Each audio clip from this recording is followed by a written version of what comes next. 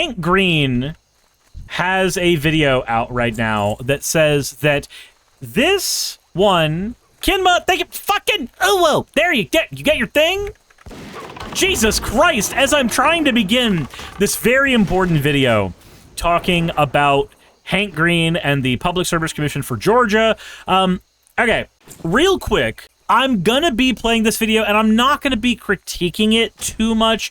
I mostly want to show you guys the video because I think it's important information. And Hank, like, quite literally wants this video to go out to other people. So here's what you need to do. After you watch this video on my channel, I need you to go over to his channel and I need you to watch it again. Once you're done with me, you need to go over to his channel, watch this video. I'm going to ask KFox to put a link in the description. That way you have an easy access to this link. The long and short of this video, because I have seen it already, but I'm going to watch it again. The long and short of it is that there's a public trade commission in Georgia that has 5 Republicans holding the seats, and Georgia is supposed to be closer to a purple state. Now, we have seen Georgia turn red more often than not, and we've got a lot of red districts, but it is technically a swing state by definition. So we should see that reflected in our trade commission, but instead, we have a bunch of Republicans who are completely and totally willing to throw Georgia residents under the fucking bus. Because... would you like to know one of the things that the Trade Commission is responsible for? They are responsible for determining whether or not it is okay for the power company to charge a fuck ton. My power bill right now is $485. And that is on flat bill. So that is a number that does not change. I have to pay effectively $500 a month in order to keep my lights on. Why? Fuck if I know. But you know who does know, and you know who does allow that to happen? Georgia Power. Because they have a monopoly on power. You see, power companies get to run what's called parallel monopolies, where they have a monopoly in an area, and then the other power provider option has a monopoly in the area parallel or adjacent to them, and they do not intersect over one another, so they do not step on each other's toes, preventing them from needing to have competitive pricing against one another. So the way you try to solve this is by having a trade commission. A trade commission operates as a sort of union that is allowed to fight against the monopoly there because they legally hold a monopoly here. My existence is one where everything is way too goddamn expensive because I had the audacity to want to have a house that was cool. I guess I shouldn't have done that. That was a terrible thing. So, of course, Hank has this video here talking a little bit about all that. So let's... Hello, I'm Hank Green, and there's a fairly good chance that someone you know sent you this video because you live in Georgia. And I needed to talk to you because a very small number of you have the chance to make a very large and, I think, quite positive impact. And if you stick with me through even half of this video, you are going to understand something that almost nobody understands. I think for something to be commonly understood, it has to be 3 things: important, not too complex, and interesting. Public service commissions are important, they're not too complex, but they are extremely boring. But if we can power through this together, we can make Georgia and America a better place. So you probably think, as I did, that the price you pay for power is set by the power company. Those are the people to get mad at when the price of electricity goes up. But this isn't the case, and there's a good reason for it.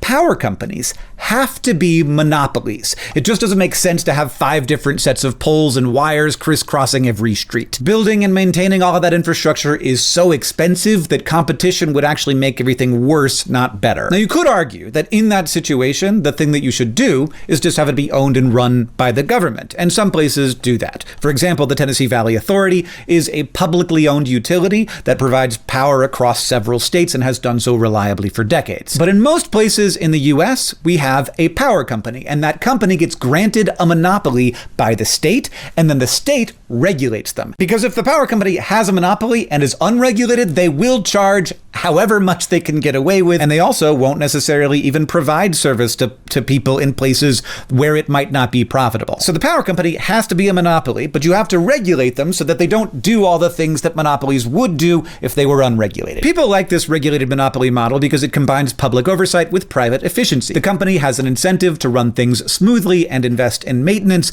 but the public still has a say in how much they can charge charge and how much profit they can make. Now, you can argue that one of these systems is better or worse than the other, but that's not what we're here to do today. In Georgia, there's a power company. It's called Georgia Power, and while this works a little differently in every state, the basic model is the same. Power companies are allowed to earn a set rate of return, often around 8% on their approved investments, like power plants and transmission lines. But to keep them from just spending recklessly, because that increases their profit, those investments have to be approved by a group of people chosen to represent the public. Now, fun fact, here in Georgia, we actually were told that we were going to be getting a price hike of anywhere between 10 and 30% onto all of our bills, because there was a new power plant that Southern Company, the company that owns Georgia Power, that Southern Company wanted to open up a new power plant. And in order to pay for the building of this power plant, it would have to come out of our bills. Instead of them making these with the money that came from our bills, we were told flat out we would be paying more to pay for this endeavor, which is fucking bullshit. This is the Public Service Commission. These commissions decide whether spending is justified and rates are fair. They also approve new power plants and renewable energy projects. They require utilities to fund energy efficiency programs that save power rather than just generating more of it, and they make sure that safety and reliability standards are met. Depending on the state, commissions are either elected by voters, as they are in Georgia, or they're appointed by governors or legislatures. Either way, they wield an enormous amount of power over how billions of dollars are spent and how energy policy in a state takes shape. In Georgia, the Public Service Commission is made up of 5 commissioners, and they're elected statewide, so every voter in Georgia gets to vote on every Public Service Commissioner. The Georgia PSC has made some atypical decisions over the years, including approving an unusually high rate of return for the utility. It's often between like 8 and 10%. In Georgia, it's 12%. They've also green-lighted multiple rate increases that have driven up customer bills, and critics say that the commission has too often sided with the utility rather than consumers. And somewhat weirdly, the Georgia PSC is currently made up of 5 Republicans. This is a partisan seat, so they do run as Democrat or Republican. And this is strange because Georgia is pretty solidly a purple state, but the PSC is 100% Republican, probably because its elections are held statewide rather than by district. Also, attention is usually low for these down-ballot races, and utilities are supporting the candidates who favor their interests, so incumbents are rarely challenged successfully. But this moment is an exceptional one. There's a special election happening for the Georgia Public Service Commission this year, very soon, because the previous election was delayed after a lawsuit. We're not going to get into the details there, but that is interesting if you want to check it out. It meant that the elections that were going to happen in 2024 and before were delayed to 2025. So in many places in Georgia, this will be the only race on the ballot. Like, you'll get your ballot and there's going to be 2 things, and it's both going to be Georgia Public Service Commission. And this is a boring election for a bureaucratic thing that no one understands, which means that the turnout is going to be extremely low. Like, even on a presidential year, when there's a bunch of things on the ballot, sometimes I look at that like later stuff and I'm like, I don't know what the Public Service Commission is. I'm sure it's important, but like, what do I know? Should my vote even matter here since I'm so uninformed? The turnout in the June primary for a Public Service Commission was about 2.8% of the registered voters in Georgia, and the July runoff was even lower. Off-year special elections like this one, the turnout is usually very low, and that means that very small numbers can swing the result. Tim Echols, one of the Republican commissioners running to keep his seat, was blunt about this. He said, "I'm also praying for torrential rain that day. Hail would be even better." And look, I know this is just a joke, but it's not really the kind of voter enfranchisement I like to hear from elected leaders. Yeah, no, I feel like when you're saying that, when you're saying stuff like that, that should be a reason for you not to have your fucking seat. I'm willing to lean into that super hard. If you're the kind of person that wants fewer people voting, if you're the kind of person that wants less voter representation, then you should not be in a voted seat. You should not have a seat that people have, put their votes on the ballot for. That's not a thing that you should be able to do, but welcome to Georgia. If it's a good idea to restore some balance to the Georgia PSC, and I think it is, the difference could be made by on the order of thousands of votes. So when I heard about this, I was like, I could probably reach 10,000 Georgians. And look, I'm not from Georgia. I'm sandbagging here. I'm coming in all the way from Montana, giving you guys advice. But like, I think that it's important. So that's why this video is here. And before I give you a little more context about why power and public service commissions are so important right now, I will let you know that there are links in the description to check your registration and find your early voting place. Early voting is going on right now. It's already started. It will go until Halloween. And then the actual election day is on November 4th. There's a link to the Georgia early voting page in the description. That's going to have everything you need to check your registration and find your place to vote. Also, Georgia has good absentee voting infrastructure, and it's never a bad time to apply to get absentee ballots. And in Georgia, you don't need a reason. It makes voting way easier. You just apply, you could do it online. So now that you know more than 99% of people about how most power companies in the US actually work, let's have a little more context about where power is right now, because it is suddenly the deciding variable in a lot of the economy, especially with the surge of AI data centers, meaning electricity demand is jumping after years of being flat. That new demand has to be planned and paid for either by building more power plants or renewable energy or wires, or by being smarter about how we use what we've got. We also have to decide where the burden of those costs lie. Should the data centers get a sweetheart deal at the expense of households? Or should we do the opposite, where it's like, hey, you want to build this data center? You have apparently hundreds of billions of dollars to spend on this. Maybe you should help subsidize that cost that is otherwise going to be passed on to households. Georgia Power, the power company, is currently in its projections for the future, assuming a massive growth in demand. But here's the thing, utilities always want to build. Power companies get to charge a set percentage over the amount of money they spend on new power plants and poles and lines. Since that amount is capped, even if it is higher than usual in Georgia, one of the only ways to make more money is to build more stuff, which means you assume that demand is going to grow more than maybe it is. That's why they always want to build more. Overbuilding locks in higher profits for them and higher costs for consumers. That can line up with the public interest. Look, we do need more electricity. That's for real. But if regulators don't ever push back,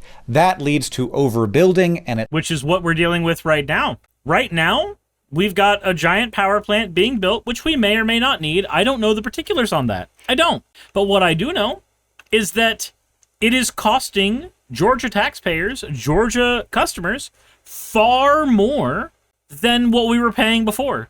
And are we going to have lower costs afterwards? Is that what's going to happen? No.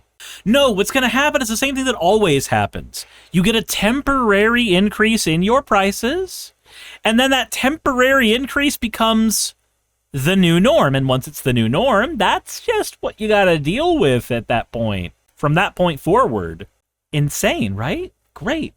It locks in higher bills for decades. So this is why the AI data center boom matters. And Georgia is a place where they're looking to build a lot of these things. These facilities can use as much power as a mid-sized city, but they don't create jobs at anywhere close to that scale. They're extremely energy intensive, and they are great for a utility's profits if they get to build new plants and lines. But Georgia Power is assuming a rate of data center construction that may very well be based on a financial bubble. But regardless of whether those data centers get built, if the PSC approves the spending, the utility will spend the money and the rates will go up. Meanwhile, Georgia's distributed solar, like rooftop and community solar, is underdeveloped compared to many states, even though it's a pretty sunny place, largely because past PSC majorities were skeptical of it.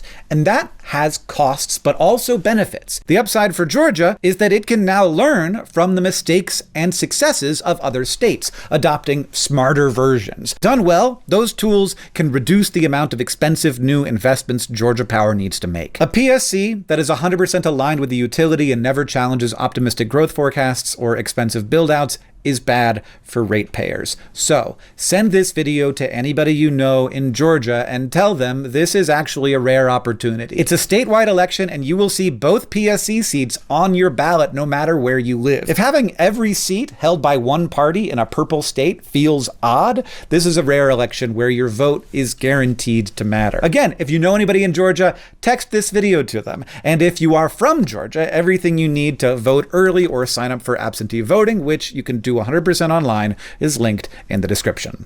There we go. So I wanted to show you guys that, and I wanted to give, light commentary on it, because this is something that directly affects me. If you've heard me complain about my costs, if you've heard me complain about just not being able to afford certain things, one of the biggest culprits for me, the second biggest bill of mine, is my power bill. And it's not just that way for me. It's that way for a lot of Georgia residents. A lot of us are feeling this. Food costs more and power costs more. And it fucking blows. And we can do certain things to mitigate the food costs. We can buy more food from the grocery store, which is, where it's costing more as well, but that's at least something we can do. But when it comes to energy costs, there's only so much you can do. Because if one of the things that you need is cooling your house, like for me, that's the biggest expense I have, is cooling my house. And if cooling your house is where your biggest expense is, then you don't really have many options. For me, I have a giant gaming PC that has to be ran in order to do my job. My house has to be cooled to keep that thing alive. Saki needs a giant gaming PC in order to run her job. She needs the house cool to keep that alive. Neither of us can function very well at all when the heat is unbearable. And in Georgia, it keeps getting hotter. Now, granted, right now, it's starting to get colder because we are in the fall months, but that is not how it's always going to be. Summer's going to happen again. We've already had multiple window air conditioners go out this year, struggling to keep up with the heat. And we have tried repeatedly to get our central air fixed, which should lower our costs, but we have not managed to get that fucking fixed. So here we are, dealing with all these increased costs, because a power company decided that we can just absorb it. The Georgia taxpayers are good for it. They can absorb it. They can take it. They can take it. They can take it again and again and again and again. It'll be fine.